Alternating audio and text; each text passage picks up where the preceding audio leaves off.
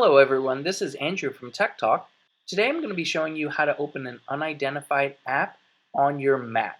So you might have downloaded something from the internet and you're trying to open it and you are getting an error message, and I'm going to talk you through how to get around that error message. So the first thing I'm going to show you is I have an app that my Mac has not checked out and doesn't want to download. So first thing we're going to do, we're going to pull up our Finder. You'll see I am trying to open the Soundflower right here.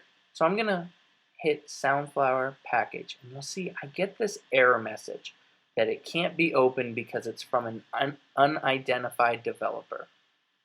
So we're going to hit OK, and I'm going to show you how to work around this. So what you're going to do is you're going to come down to System Preferences, or you're going to go up here and hit System Preferences. Once you are here, you are going to go to Security and Privacy, and you're going to make sure you're on General. Once you're here, you're going to make sure that you unlock this to make sure you can make changes. Now you're going to want to make sure that you have this selected, App Store and Identified Developers. If it's just App Store, you really won't be able to download anything that is not from the App Store. So I already have this here, but it's from an unidentified developer, so it's not working. This is where I get my error message.